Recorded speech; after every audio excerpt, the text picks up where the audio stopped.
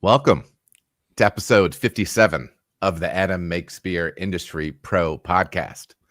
Today, I'm excited to be chatting with Ken Schramm.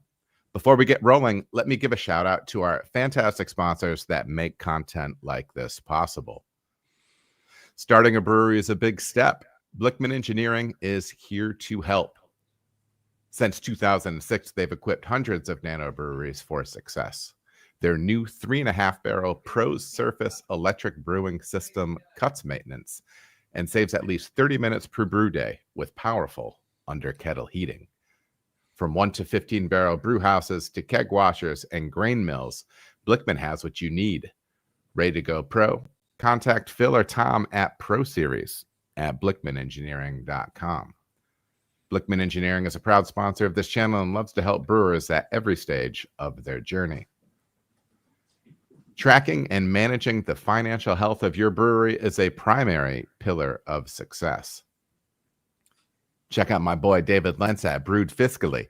This man has the industry experience and skills you need so you can focus on growing your business. Bookkeeping, fractional CFO support, financial management system design, business plan review, hit up your boy. Check him out at brewedfiscally.com or shoot him an email at david@brewedfiscally.com.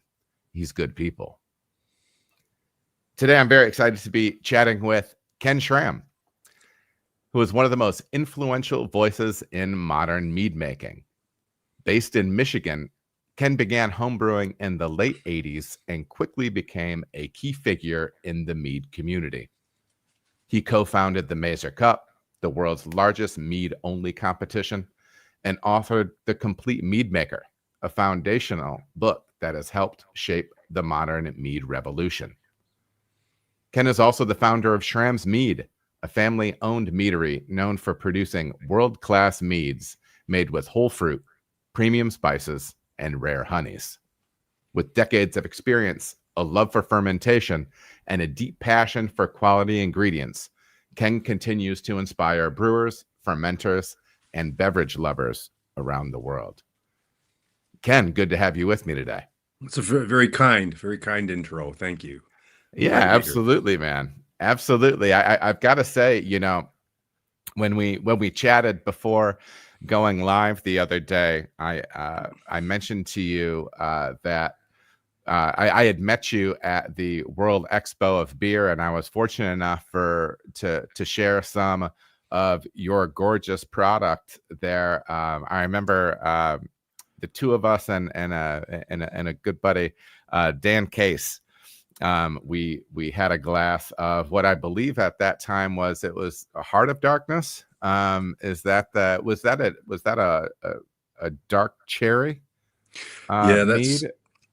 a cherry, raspberry, and blackcurrant mead, and it's still probably the best mead that I make. You know, Ken, I tell you what, and so I especially at that time, I've not drank a lot of mead, but I was definitely, you know, I was on the path toward, you know, developing my palate, and I've always been a lover of balance, and obviously, you know, nice fermentation, and sharing that glass of mead with you and with Dan was. And this isn't a smoke blowing moment because otherwise I wouldn't do it. It's one of the fond fermentation related memories that I have, sensory memories, because what I appreciated about what you had going on was the density and intensity of fruit character. The honey was one of the things that we did when we were done drinking it.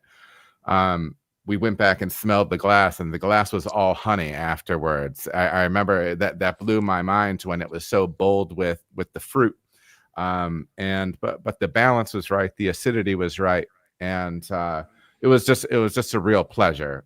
So, anyways, yeah, I apparently I hit a big one the first time that I had one. So yeah, that's pretty awesome. That's pretty awesome. Heart of Darkness. If you're going to start on mead, Heart of Darkness is a really good place to start, I guess. Or maybe it doesn't leave you a lot of headroom after that. But Sure. but No, I've been a fan of balance for a long time, and Mm. when it was time for me to write a book, we had three publishers contact me, and I knew that was that understanding balance was something that I really needed to internalize and understand on an integral level. Mm. And I, at that point, I've been a beer fan, like you said, since the 1980s. In fact, more like the 1970s, which is Mhm. Mhm. probably, I mean, actually, I guess I was legal for a little while in the 1970s. Um, Sure. but I knew that balance was going to be key to any commercial endeavor that I ever engaged in. And I also knew that if I was going to write about mead and help people to make mead, that having a comprehensive understanding throughout the entire spectrum of beverage alcohol of what balance is and how it's accomplished and how mouth feel and all of the elements of beverage impression can be honed to incredible pleasure. Mhm. And I went out and I studied. I got started on wine. I already knew a little bit about whiskey. I knew a little bit about bourbon and Scotch. I'm a big Scotch lover, but I also knew I needed to know about wine, and I really didn't know much about wine, and so I went ahead and started tasting and collecting and talking to people and seeking to understand, and that whole experience I think is kind of borne out in the products that we sell now because Mm. um, I wanted I know I knew that if I wanted to make world-class beverages, I needed to know what the world-class beverages were and why they were world-class. Yeah, and this is one of those things that for me it's one of the most exciting things about what we do as people that make fermented beverages. And for me, more often than not, like if you're going to go ahead and assume a clean process, um, then the creating balance is it should be the bread and butter of what we're doing, right? And in a lot of ways, assuming everything else is clean and stable going into the bottle, and maybe that's an assumption I shouldn't be making. But one of the things that I liked that you said about that was so you started going out and you started tasting, you started talking to other people. I remember when I was first starting getting into the homebrewing side of things, the beer judging side of things, I was so frustrated with my palate because I wanted to instantly, it's like, okay, so what's the button I can do? Because when I really want to do something, I just go out, I buy all the books, I read all the books, I listen to all the podcasts. It's like a crazy focus. And I hated the advice of going out, tasting. It takes time, it takes conversations, it takes experiences.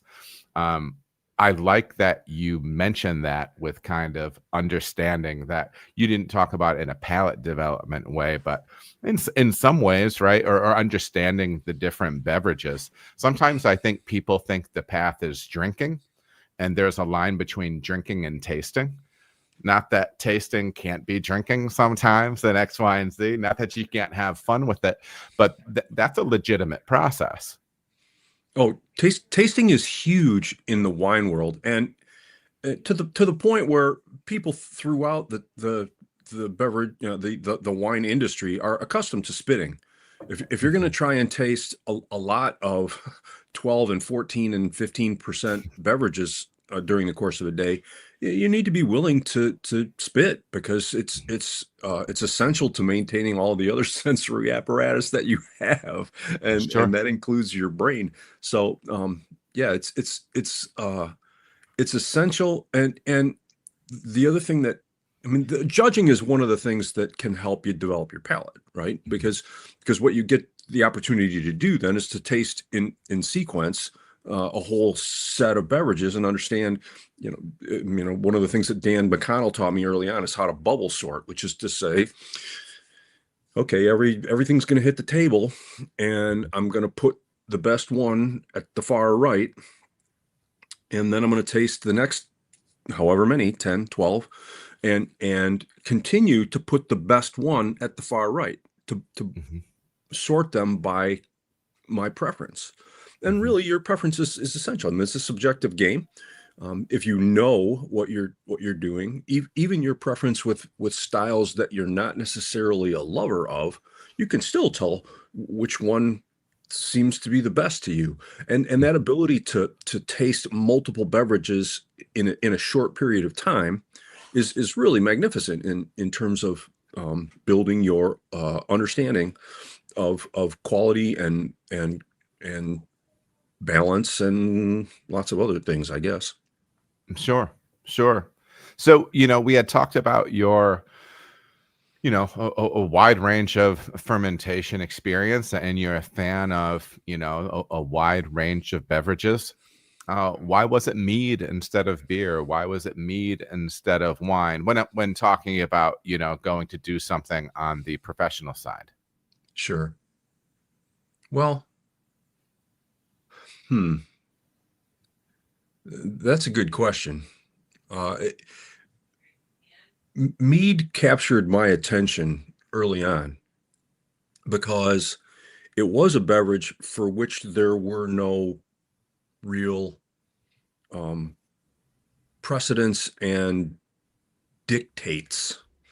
There in the beverage, in the beer world in particular, because I came out of the beer world. In the beer world, styles have specific commercial examples. They have specific stylistic guidelines. There are frameworks for how many IBUs are supposed to be in there and which grains. It's very regimented. And there was no regimented format for mead. There was a couple of recipes and a few books and maybe what you could gather up from at the time the American Mead Association, and that was it. You could use your own creative power and your own, I call it your mind's tongue, because if you have your mind's eye, well, you should have your mind's tongue as well, and your ability to imagine and then sort of reverse engineer from your imagination how to get to what you want. That was the kind of challenge I loved. That's the kind of thing I was really into. I'm kind of a bit of a science geek. I was a television production guy for a long time, and that ability to like solve the puzzle of how you get to a broadcast that's getting on the air, or how you get to a mead that you've imagined in your brain. Those are all intellectual challenges. It's like I love crossword puzzles, and can you sort this all out? That was really appealing to me. It taught me a lot about the importance of piloting, and it also taught me about the willingness to fail, right? Because you're going to do stuff and you're going to fail, and you're going to have to then make adjustments to what you're doing and work toward the goal that you have in your mind. And one of the guys that I met early on was Bill Pfeiffer. When I first started brewing in 1988, I mean, I just launched in, right? As soon as I had my first homebrew beer that my brother-in-law Andy had given to me on opening day of trout season in 1988. He brought a porter. My older brother had bought us all brewing kits, and Andy brought this porter. And it was great. I mean, I couldn't believe that this guy had made this beer, because I had been a beer geek since the 70s. Sure. I really, about 1975, I realized, there's great beer is probably not what's being sold in most grocery store shelves. Sure. So Andy showed up with this beer, and it was outstanding. it was just outstanding. I really jumped in hard and joined the American Homebrewers Association. And my first copy of Zymergy, there was an article about the first 5 nationally ranked BJCP judges. One of them was a guy named Bill Pfeiffer. Mhm. And Bill lived in Wyandotte. I was living in Trenton, Michigan, and Bill lived in Wyandotte. I was about 10 minutes away, 15 minutes away. I looked him up in the phone book back when there were phone books. Love it. And sure enough, there he is, right? And so I called him up and said, "Hey, I mean, I see you're a really, you know, esteemed member of the homebrewing and beer judging community. Can I come bring you some beer?" And he said, "Yep, come on over. Let's see us. We'll see you Saturday morning." And that was it, man. We were friends. I mean, dear friends, until he passed in 2000. Mhm. So he was the first person to introduce me. I'm going a long way around the block, but I'll get there. You're good. You're good. He was the first person that introduced me to the correct practices involved in piloting, Mhm. and really involved in fashioning a fermented beverage that matched what you intended to do. He was the person who said, "Look, do it, figure out what is not perfect about it, and then figure out what you can do to get it closer to where you want it to be. And then screw with one variable at a time. Just do that one thing. So if it's not malty enough, figure out what you've got to do to make it maltier. If it doesn't have the right hop complement to it, figure out how you're going to adjust either your IBUs or the varieties that you're using. Figure out how to deal with those things, but deal with them one at a time. And that takes patience. It takes willingness to fail, Mhm. but it keeps you moving in the right direction. And if you do it faithfully, you will get to where you're making the things that you want. And that's how I learned to make great cherry stouts and steam beers and all that other stuff that I love to do. Wit, right? I'm a big fan of Belgian wits. I love Celis. I Sure. love Hoegaarden. I love Belgian wits. And so he and I worked to get a Belgian wit really close to where we wanted it, and we did. we got a beer that was ran out before the summer was done. So Sure. Sure. that was great. So that thing that Bill taught me, both the patience and the methodical approach, were really invaluable. And you know, once again, I said I'm big on solving the crossword. That was the, you know, really nailing something, especially something like a mead, for which there's no commercial standard and there's no recipe that you can find. If you can get it to where you want, that is like solving the Sunday New York Times crossword. Sure. Sure. So the first thing that I think about when you say that is, you know, one of the things that I appreciate about being a brewer is the turnaround on my product. The capacity for iteration is much shorter. Oh Worst yes, case scenario, I'm brewing a lager, which will require X number of weeks cold per post fermentation. But in a lot of cases, you know, people are turning their ales and getting those beers grained to glass in a production setting. And sometimes, you know, 2.5 weeks, sometimes shorter, you sure. know. And the nice thing about that is that you can iterate, and I always say you can get reps, right? You can get reps on a concept. How does that play out with mead? Is the ability to rep the same as it is on the beer side? No, it's not. But one of the things I want to comment on for the you know, the brewing side, the beer side of that, is the magnificent thing about doing clean fermentations and having your stuff on tap, you know, being able to get it on a handle in 2.5 weeks, is it's going to keep getting better for probably 3 or 4 weeks in the keg. And so that's a magnificent thing. If you've got a product that's coming off the you know, coming out of the bright tank and is just like rocking at 2.5 weeks, and you put it on and your team and your customers start raving about it, it's it's going to be better when they come in for that third visit than it is Sure. right now. So Sure. that's a great thing. But no, iteration in mead takes a long time. I mean, there are meads that we make that don't even hit the bottle for 15, 18 months. Mhm. And that's, that makes it tough. And wine's got that same problem, right? I mean, you get one crop of grapes a year. That's what you get. You want to experiment? Well, you're going to experiment over the course of years, not over the course of weeks or months or, 10 batches in a year. No, you're going to get Mhm. one batch a year, and then you're going to wait another year. We can make more than that if we're using frozen fruit, and we use frozen fruit on some of our, a lot of our meats. Mhm. But that doesn't mean that you're going to get to the knowledge that you have from what this meat is going to be like when it starts to peak, if it's not going to start to peak for 10 months. Mhm. You're going to have to wait to find out the things that you're going to find out for a while. If it doesn't get in the bottle for 18 months, well, and then still continue to improve and evolve over the course of the next 4 or 5 years. Yeah, the learning is long.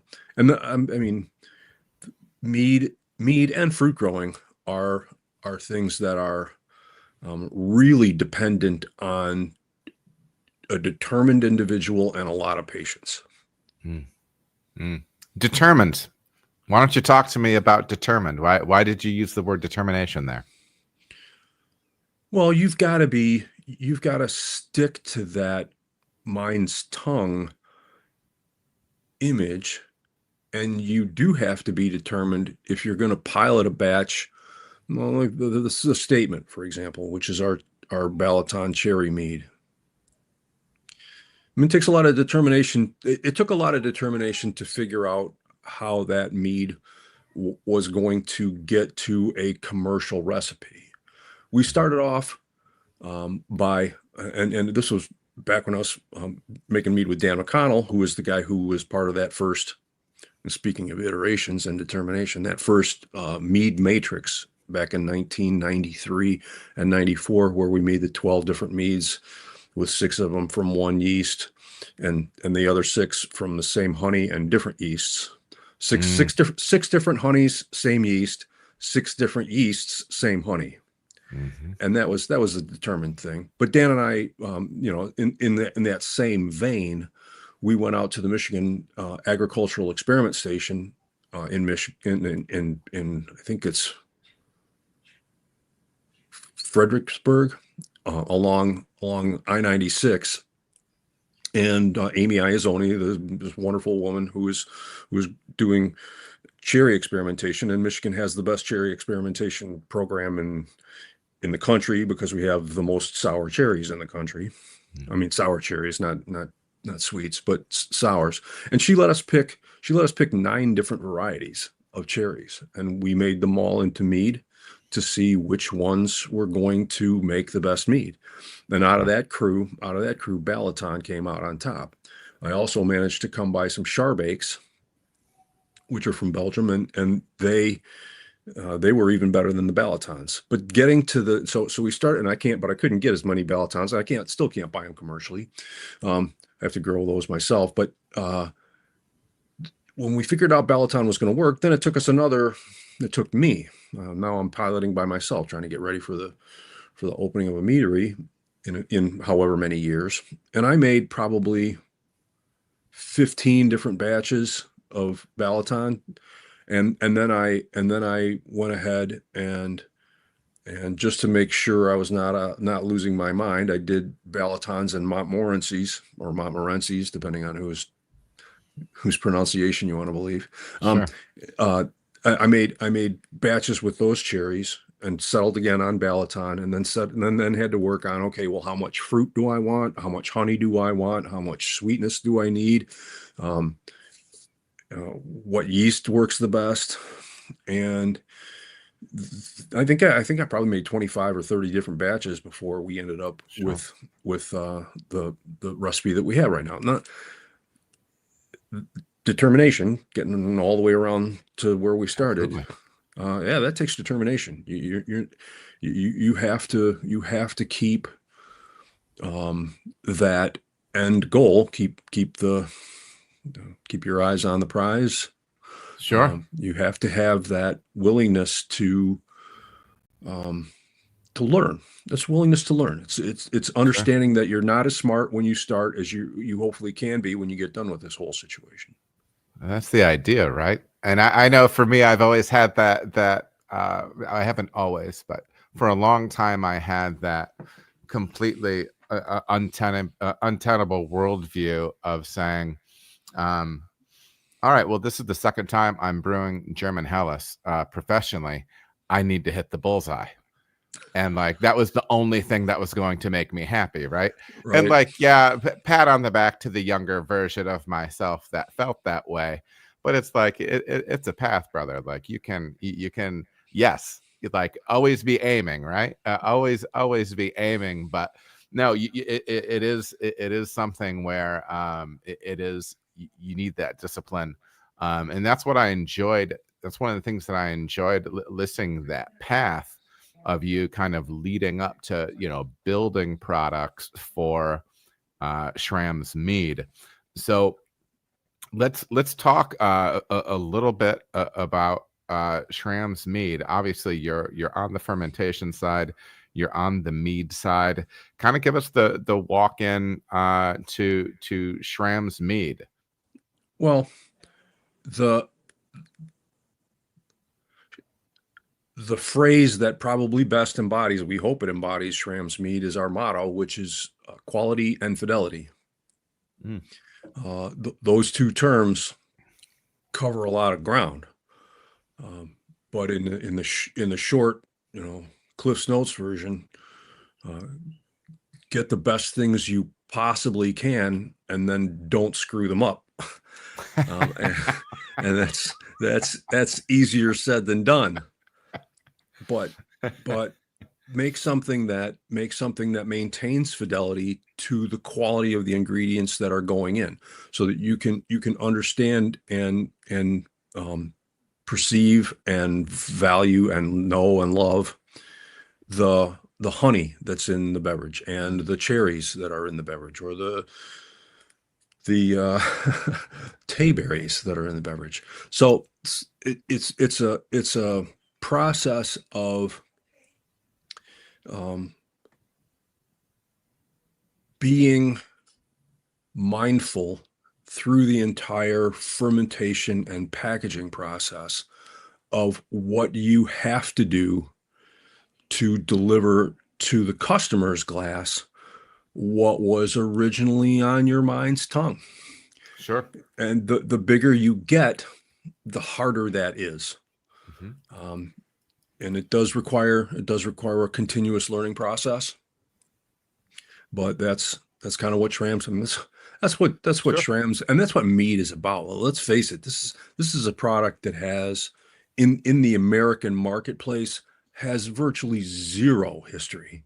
It has no industry knowledge. It has no knowledge base, right? There is essentially no research out there. There are no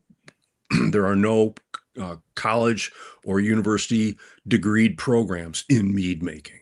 If you're doing this, you're going to do this yourself. You can do it with the help of the other people in the mead community, and the other people in the mead community have been very good about sharing information. I mean, my small business administration counselor was like, "Wait a second. So you're really good at this." And this is in Detroit, mind you, where proprietary business knowledge, they disguise their prototype cars so that you can't tell what it is when it's driving around on the street and being test driven.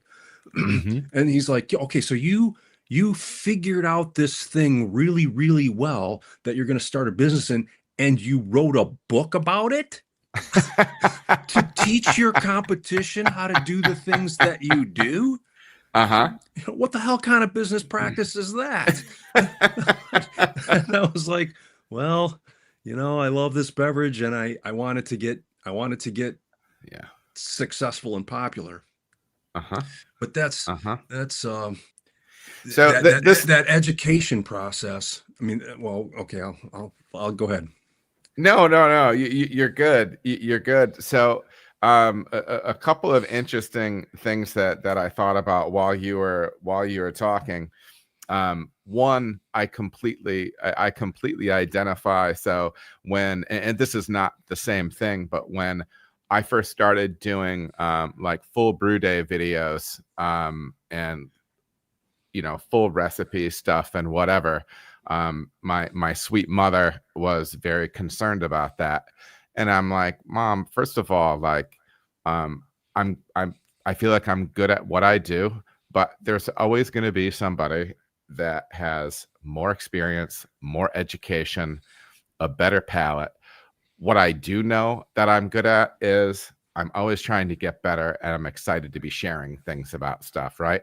I think it's something intrinsic in the spirit of what we're doing as people involved with fermentation. And maybe the wine people can feel differently about it or whatnot. And maybe it's that homebrew roots thing, but I just feel like it's what we're supposed to be doing in the first place, is helping people get better at what they're doing. Oh no, and it happens in wine too. I mean, it's really, really well developed in wine. I mean, one of the things that makes winemakers so earthy and congenial is if you run a vineyard, you work your hiney off.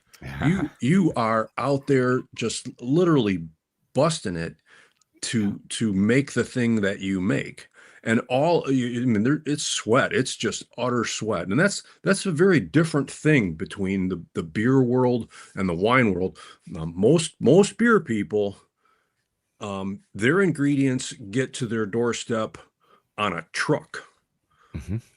with a forklift attached to the back of it, and some guy who's got his manifest that you're going to sign. Mm-hmm. Right. Mm-hmm. And a huge percentage of the people in the wine world get their things to the back of their doorstep by loading them into bins and putting them, and driving the trailer to the winery, the actual, sure, the production facility. Sure. So that part of it tends to make them very down to earth. Mm-hmm. They do. I was with people on Friday night from the Michigan wine trade, and they're talking to each other about, yeah, I did this with this fermentation, and these grapes had to be picked at this point, at this brix, because we were going to have these weather conditions on this other day, and they're all just back and forth and sharing all kinds of information and talking about how they make their wines better, which is I mean, it's one of the people that I first got started with in this trade told me that brewers can be among the most sharing individuals, the actual brewers within the whole brewery enterprise. The actual brewers are the most generous with the information. The marketing guys don't share information. The financial guys don't share information. The CEOs, all of those people, no. We're not talking. But the brewers talk amongst themselves all the time. And one of the guys from the Stroh's Brewery in Detroit, when I first started brewing, Stroh's was still in Detroit, and they still had their lab in Detroit. And when we went down there and visited, Anheuser-Busch had a problematic beer in their lab because Stroh's had the best lab in the country. And the lab guys were the same way. Lab guys, we're just trying to make good beer.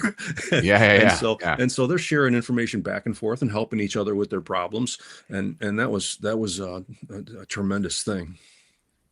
Sure. You had mentioned before you were talking a little bit about some of the raw materials of mead making. When you're talking about fruit, you're talking about honey. Can you talk to people about what you can expect? Because we're kind of talking through that piloting lens of the expression of those raw materials pre and post ferment. Because in the brewing world, I can take my base malt and I can pop it in my mouth and chew it, and then I can brew a beer with it. And there can be a difference between what I am tasting from the malted product into the finished beer. Is there a similarity on the mead side when you're talking about honey, when you're talking about fruit? Yeah, yeah. And what you're talking about was explained to me by Dan McConnell early on as the difference between, I mean, as being embodied by the difference between aroma and bouquet. And in the wine and the mead world, aroma is the smell of the ingredients, and bouquet is what you get out of those aromas after the yeast is done with its process. And they're vastly different. Mm-hmm. They shouldn't be diametrically opposed. They should be, I say, vastly different. They can be different by degree, but that's what you're talking about, and that's very true in mead, right? It's not going to be the same if what people wanted was cherries and alcohol. You can just take vodka and infuse the cherries in there and add the sugar, and there you go. There it is. Yeah. And then if you want to add water to it or carbonate it, you could do that. But that's really not the goal. The goal is to create a complex and delicious beverage that reflects all of the things that go into it. And one of the things that goes into it is the fermentation process. Mm-hmm. To me, I mean, I'm gonna say something right now that maybe I hope I don't offend people, but it is a reality, which is I don't understand why non-alcoholic beverages that don't involve a fermentation process are as expensive as they are, because the fermentation process is the expensive part. That's the part that takes all the labor. That's the part that takes all the time, the really specialized equipment. And man, I wish I could avoid that step and still make as much money as I can. Sure. As I, well, we don't make as much money as we do because we do that fermentation step. Sure. So, but anyways, yeah, that's the, that really is as well one of the joys of what we as fermenters do, is that we get to, well, I'll take you back to my TV career, right? I worked in TV for eons. You make a TV program, and I did a lot of basketball and pro sports. I did a lot of educational training materials as well. But when you get done with it, it's gone. It's just completely gone. It's been consumed by the viewer, and you have no real record of it unless somebody comes and says, "Yeah, by the way, I thought your coverage was great tonight." But as fermentation professionals, there it is. It's sitting there in the bottle. We can pour it into a glass. We can taste it for a long time. We know that our consumers are doing the same thing. And frankly, a lot of them, way more of them, are inclined to say, "Hey, I really like this," or for that matter, I didn't, which is probably even more valuable feedback than I loved it. So that's a magnificent thing. I mean, that is I mean, it's true as well, but for like doing things at the orchard, I can always at the end of the day look back, and whether I'm mowing the lawn or planting trees, I can look back and say, "Oh, there's all the lawn that I mowed, or there's the however many trees that I planted, or how much fruit we picked and washed and got in the freezer." That's the joy of it.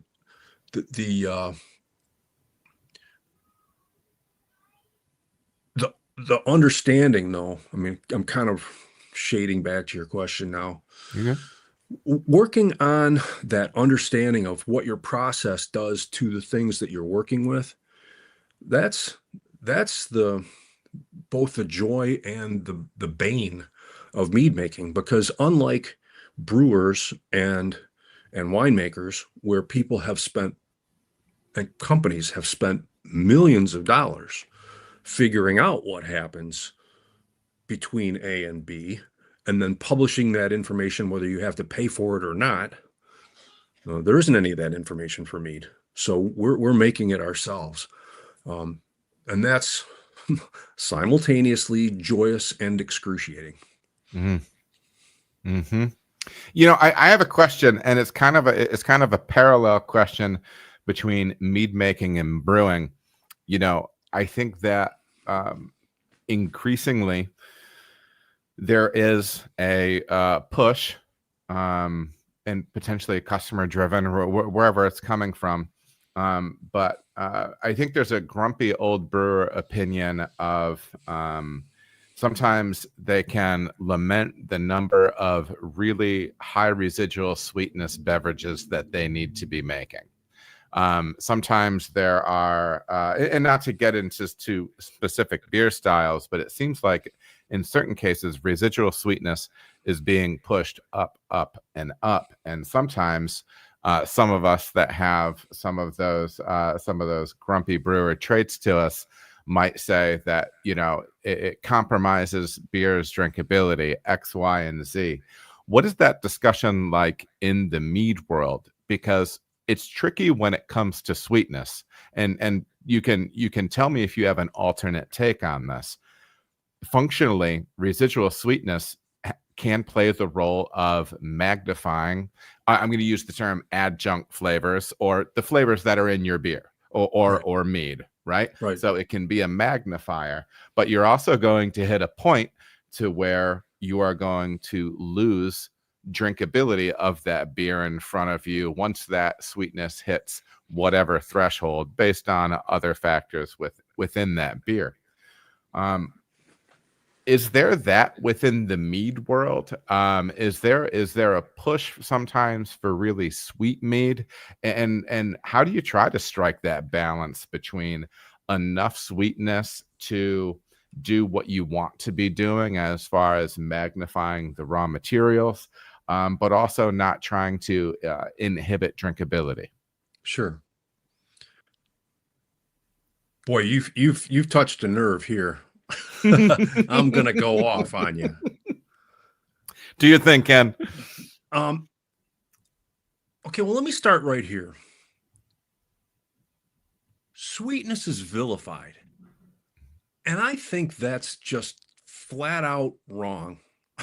I think it's a discriminatory and absolutely inflammatory trend that has come probably from people's reticence to drink and eat refined sugars, high fructose corn syrup, even table sugar, highly refined sugars that the health community is saying, oh, those aren't really good for you. And so everyone's like, okay, well, then sweetness is bad. But equating highly refined sugars and sweetness is a fallacy, right? We're making meads out of honey, and we're making meads out of fruit, and neither of those contain any refined sugars whatsoever. Mm-hmm. So that's an issue for me. And people glom onto that. Boy, it's really trendy to hate things that are sweet right now. It's really trendy to hate things that are sweet. And if you need to reduce your dosage size as a result, if a serving goes from, instead of being 12 ounces to 6, or instead of being 5 ounces to 3, because the beverage that you're making is really sweet, well, that's been the case for port and Trockenbeer and Auslese for eons, right? You don't drink these beverages in monster quantities. You drink a small amount of them, and that's fine. Are you a port man, by the way? I am not as big a port man as I am a Trockenbeer and Auslese and Sautern man. Okay. But I love port. I love port. I love sherry, dry and sweet. I love, I have done a lot of tasting of that stuff, and great stuff is just great stuff. Sure. Yeah. I'm sorry, but continue. Yeah. So in the world, in the culinary world right now, what you're talking about, that inflationary process, it's going on everywhere. It's going on with IBU levels.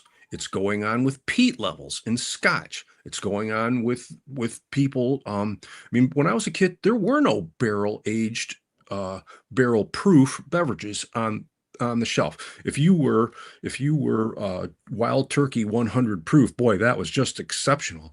And then there was 151 rum, but that was 151 rum just because, utter novelty, right? Sure. Complete novelty.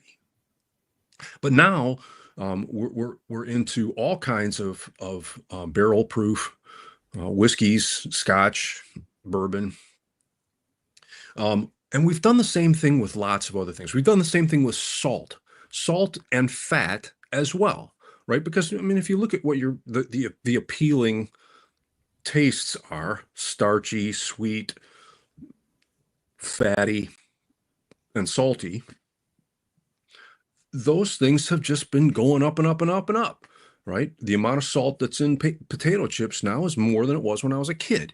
The proclivity for us to eat like incredibly fatty things is also just absolutely, it's got the dial set on 11. If you watch a sporting event and look at commercial after commercial after commercial for hamburgers and pizzas, and I mean, this is one thing after another that's got the fat and the salt set on 11. And really, I mean, yes, people are out there saying, well, that's not good. But when you go into an incredibly fine dining restaurant, right? If you eat at any of the top 20 restaurants in New York City, the chefs there are not going to be afraid of salt and butter, right? No one is saying to them, oh my God, this is horrible. It's too salty. It's too buttery. No, people are going, yeah, give them another star. And yet, because of the tendency that we have in the beverage alcohol world to villainize sweetness, if it's sweet and it's in your glass, it's horrible. If it's creme brulee and it's got crystallized sugar on top of cream with all kinds of sugar in it, well, that's just fine, right? And I want one of those to finish my meal with. But if it's in your glass, it's bad. That's something, that's a societal trend that mead works against all the time. And now, even the guys that are making really big high RS barrel aged stouts, they're working against it too. It's manufactured. It's a manufactured crisis that is not being manufactured for fat or salt or I mean, yes, you can say that people are commenting on the fact that we're eating GMO corn like it's going out of style, but the overall societal taste situation is not paralleled. I don't see people saying, "Oh, I don't want to eat that. That's GMO corn." No, that makes sense. Cheetos, it's Doritos, it's everything, right? Sure. And you don't see people in any sort of culinary context saying, no, I don't like that. In the same sense that they will say, oh, that's too sweet if you give them a glass of mead. Your body is built to love it. Sure. Your bioprocesses were built to value those things. You need the salt to keep your metabolism working. You need the fat because you need the calories. You need the sweet because you need the calories. Those are things that your body was built to love because it helps your body stay alive. Sure. And the denial of it is kind of curious to me. I mean, it happens in cycles too. It really does. Sure. Every so often we vilify a new thing, right? For a while there, it was refined sugars, and that kind of has had a lingering effect. And then we vilified saturated fats, and and then maybe, oh no, maybe it's not the saturated fats. Maybe it's maybe it's some other kind of fats that are bad. Sure. And we kind of go around and around. Some of that comes out of the news media because they need a villain all the time, right? They need something to harp on right now. And right now, to be honest, it's alcohol. Alcohol itself is in the crosshairs of alcohol's been taking a hit for sure. Well, who are we going to vilify? Who can we make? I mean, who can we make evil right now? So it's like the whole culinary and the whole food world, the whole media world is like the World Wrestling Federation with heroes and villains now. Sure. And it's a really oversimplified means of defining the universe. Sure. So, let's continue kind of diving into this concept of, some of the parallels between the mead side and the brewing side, because all of the content that I've done on the channel has either been technical brewing side things, and we'll also talk about some career development stuff as well, but it's always through the brewing lens. For somebody that is unfamiliar with mead and its processes, what are some of the parallels between the brewing world and the mead world? Well, quality ingredients going in on the front side is always going to be paramount for making great beverages. And it's why we value Maris Otter and really good noble hops for making lagers and whatnot. Those rules don't change regardless of where you go in the beverage alcohol production spectrum. You can't make a silk purse out of a sow's ear. You're always going to be outshone by somebody who has gone ahead and taken the time to do the research and do the searching, the literal sourcing to get great stuff. Sourcing has always been key to the they call them negotiant winemakers, the people who, and it's true in a lot of really critical spots in the wine world in Italy, in places like Barolo and Barbaresco. Some of those producers don't grow their own grapes, but they buy grapes, and they are really disciplined about how they make their decisions. So decision making is a skill there that you have to hone. You have to work on and develop. There are other things. Temperature control is as important in mead making as it is in beer making. You can be casual about it, but that's not going to get you those last few points in terms of, even if it's on your own rating scale, you should be able to determine what worked and what didn't, and then being rigorously critical. The thing that one of the terms that we use is ESP meads. And ESP meads are elementary school play, right? And if that elementary school play has your kid in it, man, it's just fantastic. It's charming and delightful and wonderful. And you would sit through an extra hour of it. And if it's not your kid, you are checking off the songs on the program to see if you can get out of there. and yeah. you can't be willing to excuse yourself anything. That's the truth. Jim Cook, when I was trying to get started, he said, look, know when you have to dump a batch. No. And do it because you can't go back and retrieve that customer's initial perception if that's the first thing of yours they ever drink. Be willing to be hypercritical and then live with the outcome of that. If it means taking a hit financially, take the hit. The short-term loss is way less significant than the long-term impact. Absolutely. Let's see what else. The parallels across the entire. Sanitation is imperative. Yes. Great sanitation, especially if you're doing something like making mead, right? Where we're making mead with fruit that comes, it may have been washed before it was put in the freezer, but that's it. It was never boiled or sulfited or whatever. And we don't use sulfites in our meads, and we don't use sorbates in our meads. And so, really? Yeah, we don't use either of those things. All of our stuff. I'm really sensitive to sulfites, and dude, I am too, Ken. I haven't drank beer in 2 years.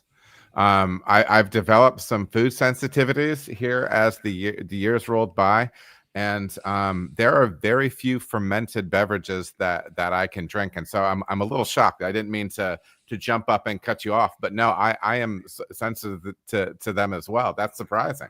That's surprising. That's interesting. Hop into Schramm's then, schrammsmead.com, because Absolutely. we will make a mead with sulfites in it when I'm dead. Sure. So okay, so for me on the brewing side, the last time I was in the brewery making beer, I'm mashing into the mash tun, I'm transferring that to the lauter tun, lautering that, we're eventually over to the kettle. I'm boiling, going through my heat exchanger to fermentation. When that's done, cold crashing, clarifying, packaging. What are we looking at process-wise on the mead side? We have a hot side to our process, right? Right. What does that look like on your side of things on the brew day? What does it? What Sure. does a brew day look like? Oh yeah, yeah. Our side, our hot side is fermentation, right? We get the fruit in the tank, and then we mix the honey and the water, if there is any water, and then that all goes into the tank. We attenuate, we attemperate the yeast to make sure that and we use dry yeast, and we create a starter that way, and we add some fermade or some go-ferm, excuse me, to that rehydration. The rehydration is important, because if you're rehydrating from dried yeast, you're waking up something that's been asleep for a long time, and it's going to have a hangover, and you want to get it some coffee and some orange juice,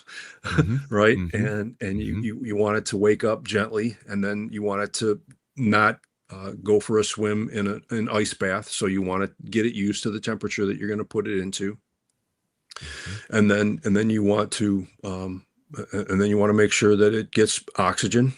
So the oxygen in our process happens because we do a very, very vigorous mixing of the water and the honey. We use the wine pump and the honey pump in conjunction with each other, and literally smash the water into the honey, and it's violent. In liquid terms. Sure. And it oxygenates that liquid pretty well. So and then you get the fermentation going. We do punch downs, but our sparge happens after the fermentation, right? We take the mead out from underneath the fruit, and we use a thing called a pump over cart. I should have gotten a set of pictures together so that I could. Oh, that's okay. I could present for you here, but we use a thing called a pump over cart, and the pump over cart is a big square. Essentially, it's a cube with the top missing, and then you can put a false bottom into it about a third of the way down this square tank. It's got an output port on the bottom of it. It's got an input port on the top that you can run the honey into and mix the honey and the water, or you can run the finished mead into with the false bottom into it, and we put a mesh bag on that port, and then the mead flows through there. It captures the mesh bag and the false bottom capture all of the fruit, or at least a significant percentage of the fruit. There's a settling process that happens in secondary. And that's how the fruit gets separated from the mead, and then the mead gets pumped out of the bottom of that cart into a secondary tank, and the secondary tank is where we do any fining. If we watch the mead for a month or 6 weeks and it doesn't appear to be clarifying at all, well, we'll use a light fining. We use sparkaloid, and we fine as lightly as we can, and then let it settle until it's the visual clarity is improved, and we transfer it into a tertiary tank and let it settle completely, let it clear completely there, and then we bottle it. And the bottling process is similar but not identical to a bottler or a canning line in a brewery. We use corks. We use a line called a GAI. It's from Italy. And there are some parts of that process that are different from brewing. Well, for one thing, we're dealing with still product, so we don't have the advantage, really, honestly, of our product creating its own like headspace full of CO2. In our instance, we have to replace the air in that headspace with nitrogen, and then make sure that when the cork is inserted, that there is exactly 1 atmosphere of pressure underneath the cork, so that the cork isn't either being sucked into the bottle or pushed out of the bottle. So that's a slightly different part of the process than in beer making, because in beer making you fill the thing up, it off gases, then you put the cap on, or you put the lid on the can on, and you're done. Yeah. And that's a sort of for us, we view that as a blessing for those guys. Sure. That's a really you guys don't have to be maintaining nitrogen tanks to fill headspaces and purge bottles and whatnot. So Sure. those are the kind of similarities. I mean, front end and back end sanitation, it's the same in every industrial food production process. Yeah. You know, what's something that stuck out to me, and quite frankly is blowing my mind, is you were talking about how that fruit, honey, and or water is all going into the tank, is mixed, and you're not using sulfates. Can you first of all, I didn't see that coming. I'm very floored, and talking about getting just fruit into the fermenter, that was a question that I had. I didn't know if there was essentially just like the honey fermentation first, if the fruit is added later. That's very, very interesting. One of the things that strikes me is how do you get a stable, because the brewer in me says, okay, so how do you get a stable product into bottle then, if you're not using, because people use sulfate sorbates in order to check that box, right? Right. Well, for us, this is why a healthy fermentation is really, really critical to us. We know that we have to win the race. So we're over pitching. We're pitching at rates that even most wineries find, a little crazy. Sometimes 4 grams per gallon of dry yeast in our pitches. And what we're trying to do is to establish a really healthy population right up front and make sure that it stays healthy all the way through the beginning of that fermentation. And that fermentation can hit 12% alcohol in 3 or 4 days. Right? In the best of instances, at least hit 10%. And if you can hit 10%, you can wipe out 90 odd percent of your potential infection bacteria. Sure. And the other thing that is magnificent about mead is that honey as a fermentable starts with the lowest pH of just about everything you can ferment. Right. A lot of our honey starts at 3.2 or 3.3. Really? Yeah. And so really you have to be concerned with like making sure that pH doesn't fall off the table, because if it does, everything's going to shut down. You need to make sure that you have plenty of buffer in that situation, and that your yeast is really, really healthy. And yeast health, I don't want to, if you've got nutrient on your bingo card here, I don't want to jump too far ahead. No, you're good. Well, a beautifully nutrified fermentation is one that will take off immediately, but not like with this gigantic spike, and then will work its way through the fermentation completely without becoming unhealthy, without struggling. I mean, I equate it to a marathon runner running a marathon. If you're going to try and take a yeast and ask it to produce for you a mead that's got 13.5 or 14 or 14.5% alcohol, and to reach the finish line and cross the finish line strong and then stop.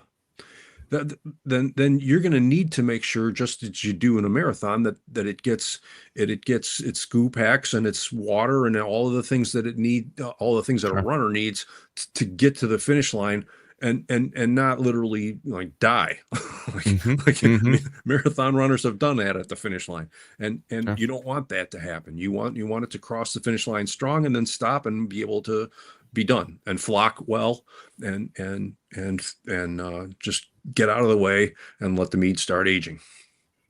This may sound like a silly question, but when you're talking about adding water, we're concerned. A lot of brewers are concerned about their water profile, the pH of the water coming in, and sometimes we're building that. Now, we also have different chemical processes happening in the mash. So what's going on with water on the mead side of things? Sure. Well, I mean, one of the things that is really, really critically important to brewers is to match, I mean, in the instance of commercial styles that we are really familiar with, if you want to match Burton-on-Trent's flavor profile, you're going to have to match Burton-on-Trent's water profile. And the same thing is true with Czech Pils and you know, lots of other beer fermentations occur with specific water profiles that brewers need to worry about matching. Well, mead makers aren't worried about matching anyone's specific regional profile, right? There is nothing about mead that ever has to match the water profile of Belgium for making wit, right? It's just not the same. No one has an expectation that, okay, this mead is going to have this set of flavor characteristics that are governed by water chemistry. So we don't have to worry about that. On the other hand, we do worry intensely about consistency, and so what we've done at Schramm's is we started using Detroit water, and Detroit water is some of the best water in the country. And in fact, Stroh's made magnificent beer with it here in Detroit for you know, more than a century, almost two. The thing about it is, though, that the lake can flip. And when the lake flips, you're familiar with lakes flipping and water reservoirs. Well, when that happens, the water chemistry changes dramatically because they have to treat the water hard to make it consumable. And you know, if that happens on a mead bake day, you can't make, and then you don't know when you're going to get back to the lake settling down and the water returning to what it's supposed to be. So we switched. We switched to bottled spring water that we get from a bottled water supplier here in Michigan. They have an incredibly deep well, and their water profile remains incredibly consistent. It varies microscopically from month to month, and I can get their water chemistry report every month if I want to. I don't do it every month anymore because it just wasn't changing. But that's great for us. And what we want in mead making is water that has little bits of copper and manganese and the things that the yeast needs as micronutrients to get started immediately. You don't want the mead to be scavenging for those things. You want the yeast. You don't want the yeast to be scavenging for those things. You want the yeast to be able to find it and use it immediately. So that's what we did. I would be interested in figuring out how different water chemistries impact mead, but for me, I mean, I'm 65 now, and I have a limited amount of time and resources to do that kind of research. That kind of research has been done in beer and in wine. I mean, not even in wine. I mean, in wine, it's just those regional differences are just known as terroir. But in beer, the money to do that kind of research and is there so that you don't even have to have the time to do it because you can pay someone to do it for you. No one in mead can afford to pay anyone to do that kind of research for them. The industry is too small. Yeah, and you had mentioned when you were talking about your pitching rate, and you were saying, I didn't write it down, but potentially you were saying 4 grams per gallon in some cases. Mhm. Just for reference sake, because I would not be familiar. How much more is that than what somebody might typically pitch in that situation? Is it Well, 2x or? the wine world has over the last 20 years gotten very much in favor of elevated pitching rates for musts that have high gravity. Mhm. But for a standard gravity must, it's not uncommon for commercial meaderies or commercial wineries, excuse me, to pitch 1 gram per gallon. Mm. Mhm. If Mhm. you're just going to shoot for 12.5% alcohol and try and go completely dry, 1 gram per gallon. I mean, and it's cost factor. If you're paying for new yeast every time, um, we're using a lot more because Sure. we believe it's a quality influencer and it's worth Yep. the investment. Yeah. Yeah. Absolutely. So, I know that fruit production can play a large role in the mead landscape, and I also know that quality of fruit and fruit integrity is something that you are passionate about. Um, let's dip into that. Maybe just off the top, what are your thoughts on fruit, where you should be getting it, what type of fruit products you like using, because increasingly there's more and more fruit products on the market today. Why don't you give us your thoughts on that? Sure. Well, I'm just a flat out advocate for whole fruit. Use whole fruit. That's what's been at the core of great wine production and great cider production for centuries. On the other hand, in the world of wine production and cider production, the varieties that are being used have also been researched for centuries. And if you're going to be using Kingston Blacks or Yarlington Mills or Merlot or Cabernet Sauvignon or Chenin Blanc, or pick your variety, those varieties have been sorted out for centuries. And the same thing cannot be said for mead. Or for that matter, for beer. I mean, yes, we know that Char-baked cherries make outstanding um, cherry lambic, right? That's Mhm. been the standard, and that's why we use Char-bakes, because that's just a variety that's exceptional. It's and known, proven, not an unidentified quantity or quality. So that same level of knowledge and depth of knowledge and understanding has to be developed for mead. And that's what we're doing right now. We've started an orchard so that we can figure out which varietal fruits produce which characteristics if grown in these conditions where I can grow fruit.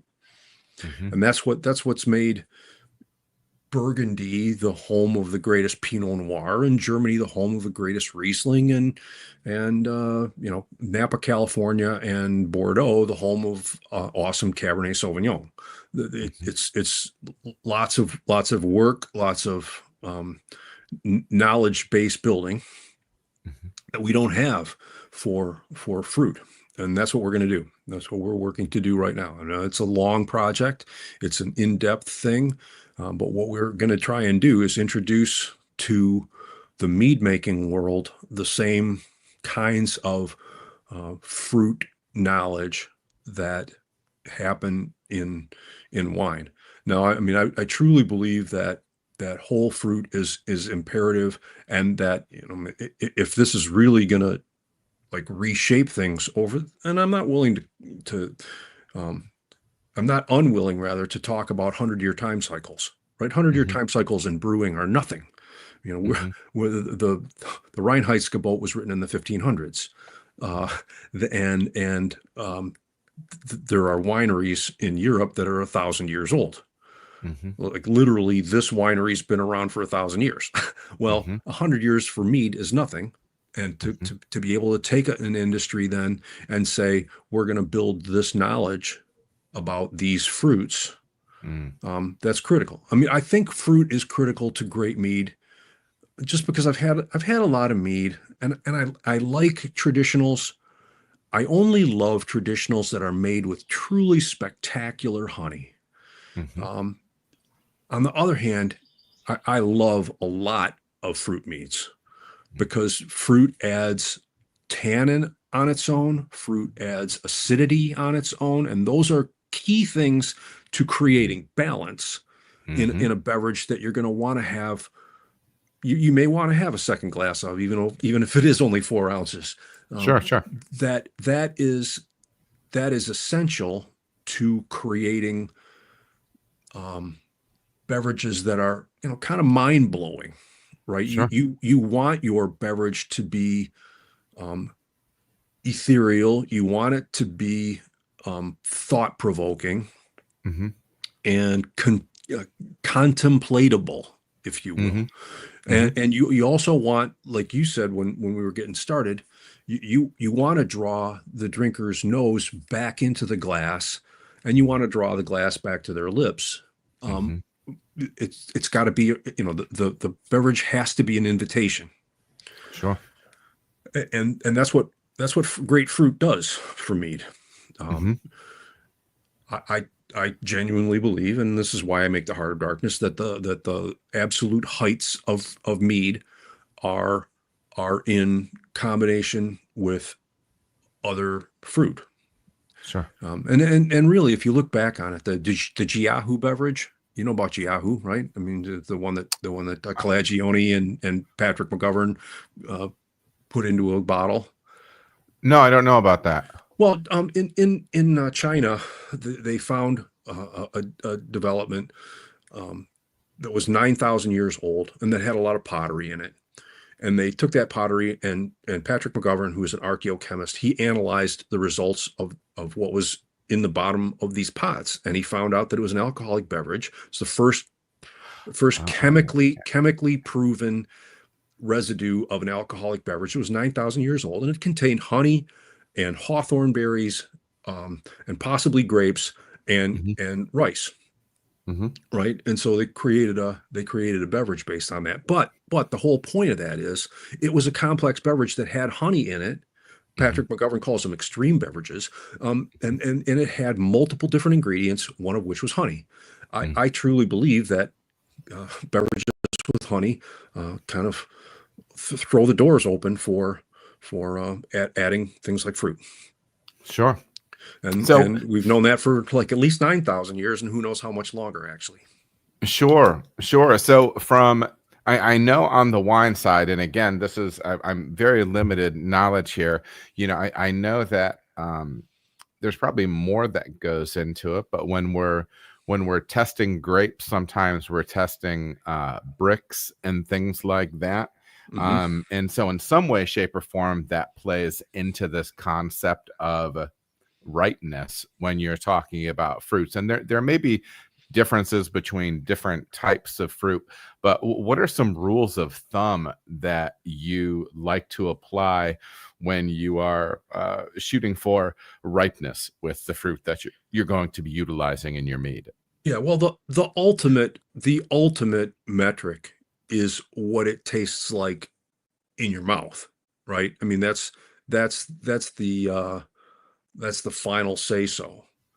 But we use refractometers to test our uh, our fruit before we pick it, and what we're shooting for is development and balance.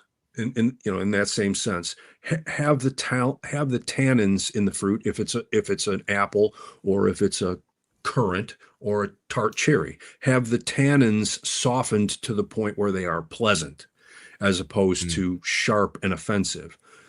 Is the fruit to acid balance in a correct alignment adjustment? mhm, Those are the kinds of things that are important, and it's important to us as mead makers, because that affects the finished quality of your product immensely. And that's mhm, why we're trying to grow our own fruit, because mhm, you can't have control of that if someone else is picking your fruit for you. mhm. You only Mhm. have control of that if you are taking care of harvest yourself. Those harvest decisions are imperative to how your mead is going to present itself in the glass. And Mhm. you have to be in control of those decisions. And in addition, I mean, there are all of the things that go, that work their way up to ripeness that you have to have control of as well. How much fertilization is being applied, how much water is being given to it, how it's pruned, how it's, all of those things. How are you managing shade canopy in the instance of grapes? Are you managing where the fruit is grown in terms of how much shade the fruit gets from the environment? Mhm. So all of those things go into ultimate quality, and whether or not you're in control of those decisions is entirely based on whether or not you grow the fruit or you buy it. That's interesting, and so it brings me to I had never I had thought about acid and the fruit side of things. I remember um, Jeff Carlson. I stopped over to his house one time. A tremendous cider Cider, maker, the and cider maker. yeah, I was gonna say. I mean, he's really the guy. And we went down to the basement and tried a few different ciders. And honestly, it was a similar situation than when we shared some early days Heart of Darkness all those years ago. He just made such love. He just makes such lovely cider.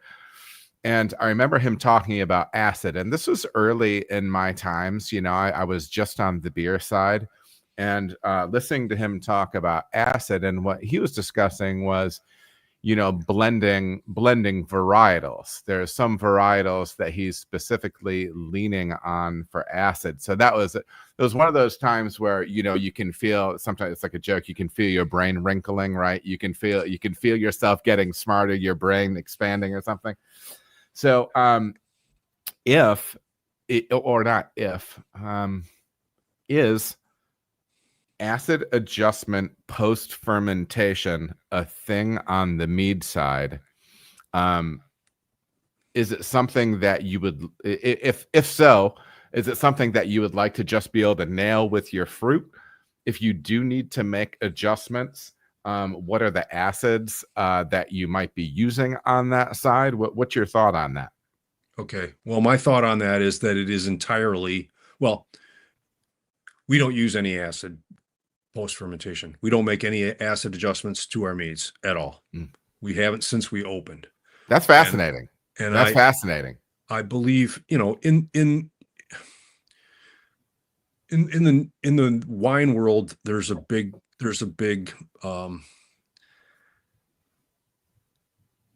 movement that is in favor of natural wines. Mm. I don't know as I completely agree with everything that they talk about, but there is a concept that they have called spoofulation, which is going back and changing everything about your wine after it's fermented, so that you Mm. can adjust tannin levels and acid levels, and you can reverse osmosis out water, or you can remove alcohol, or you can do all kinds of things to tweak the thing to where you want it. But I am far more like a Ty Cobb alkaline kind of guy, which is to say, can you hit the fastball without the steroids? Yeah. Right? Yeah. Do you have to take the juice to get to, if can you actually hit the fastball, or can you only hit it if you screw around? If Bonus points for the Tiger shout outs here. This is making me feel very nostalgic, but continue. Okay, yeah. Well, so that's our approach. Yeah. We believe that if you're really good at this, and yeah, I mean, there are going to be people who are going to, blanch when I say this, but if you're really good at this, you should be able to do that with recipe formulation and fermentation. You should be able to get to where you want to be at the end by starting at the beginning. The only thing that, I've had a couple of fermentations go further than I wanted to. And yes, we have back sweetened a few things. Mhm. We haven't done it regularly. We don't do it on a regular basis at all. My theory is, and I say on a regular basis, I mean, it is incredibly uncommon for us to have Mhm. to back sweeten a batch. Mhm. We We adjust our recipes and we adjust our processes so that we can end up where we want to be with what we started with. Sure. So that's our approach. We adjust acids by what we put in at the beginning. Sure. Sure, that makes sense. So another input on the acid side, and maybe this can be some of my ignorance of this particular product. But does sometimes are you somebody that uses different yeast strains? Can you be driving different acidity levels with different yeast strains? Because I know on the brewing side, for people who have been, there's a period of time where people are talking a lot about Kvike or however different people pronounce that. But I know that Kvike tends to be a little bit more of an acid producer. It tends to push a little bit lower. You're not going to make a sour beer with it necessarily, but is yeast selection part of that build as far as that goes with acid contribution to the final beer, or is that all fruit? Nope, it is very much so. And one of the yeasts that we use is 71B1122, and it has its own inclination to do something of a malolactic fermentation in the yeast, as opposed to using Enococcus eni or some other malolactic fermenting bacteria. Can you explain yes. what malolactic fermentation is, please? Yeah, malolactic fermentation is a process within yeast or other organisms like Enococcus eni that transform malic acid into lactic acid. It happens in winemaking on a regular basis, and many of the barrels that are used in like post initial fermentation processes are this malolactic bacteria is resident in the barrel, and it happens there. Or winemakers will also pitch the bacteria that do this. Malic acid is the acid from apples, and it's really tart and sharp. Lactic acid is the acid from milk, and it's really soft and rounded.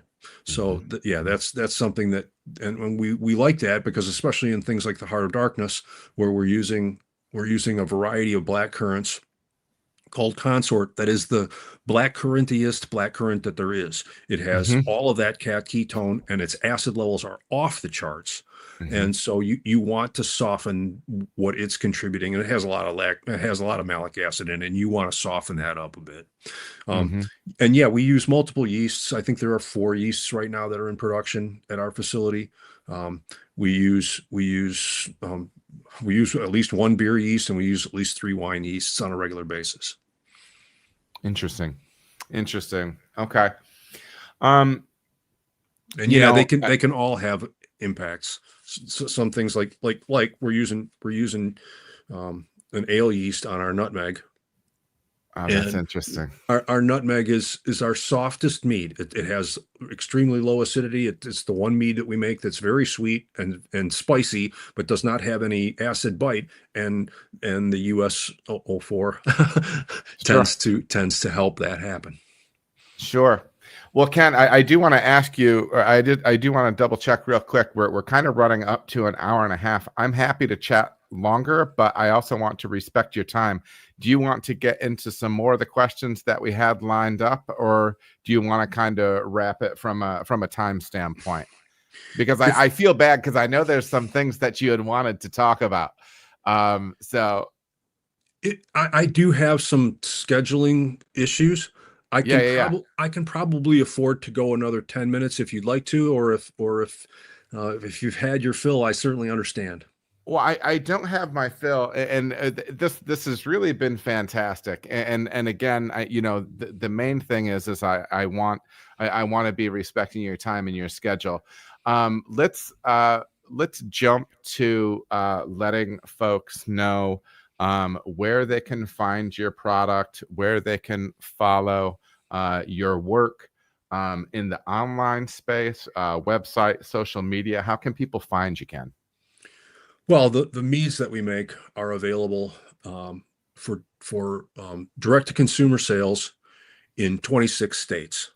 And that's at schrammsmead.com, www.schrammsmead, SCHRAMMSMEAD.com. One more time, schrammsmead.com. And everything that we have available right now is online. We do like to ship during what we consider the safe shipping windows. So we don't like to ship when temperatures are going to be high in between the point of origination and the end customer, because that can cook meads and that does nobody any favors. We have an option for people who are well resourced and who are interested in getting things like now, and you can order expedited shipping that will ensure that your meads don't get exposed to excessive heat. But for the most part, we try and ship during the spring and during the fall, and in sections of the winter where temperatures are over 25 or 30 degrees, where the mead's never going to freeze, and it will get to you in good shape. That's the most important thing, is that it get to you in good shape. Absolutely. So you can check us out there. It'll take you right to the store. If you're interested in information about mead making and the occasional post about what's going on at the orchard or whatnot, I am on Instagram at Compleat Meadmaker, COMPLEAT Meadmaker. And that's my handle in a lot of places. I post on a few different discussion boards, not really regularly, very often anymore, but I get on the AMMA board every so often, and I'm on Got Mead occasionally. Not much lately. I know Vicky would like me to be on there more. Mhm. But and then I'm on Facebook. I'm Ken Schramm, and there's also a Compleat Meadmaker page on Facebook as well. I don't post there as often as I should, but if people prod me, if you're interested in friending me on Facebook, I have a lot of friends from the mead community. I would ask if you're going to try and do a friend connection on Facebook, and I have space for a few more. When you hop on, go ahead and message me, and I look through those message requests on a regular basis. I'm way more apt to accept a friend request on Facebook if it's from somebody who says, "Hey, I read your book," or "Hey, I saw you on this podcast, and I really would like to follow along." You'll get a little bit of politics on there. I'll try not to be too offensive, but and I'm also on Blue Sky. But once again, if you're interested in more of the mead thing, go for Facebook or Instagram, and Awesome. I do share a lot of things on there. And then finally, I would recommend, if you're in the industry, that you check out the Mead Institute, MEAD Institute, and the Mead Institute is out there, and it's something that I'm contributing to try and help people understand more about quality in the mead industry. The mead industry's entire point is to help people that are on the mead making side and that are on the distribution and retail side understand what goes into the quality spectrum with respect to mead, because that's important to providing assistance to the end consumer. And the end consumer in our instance frequently doesn't know as much about mead as we wish they did. So helping retailers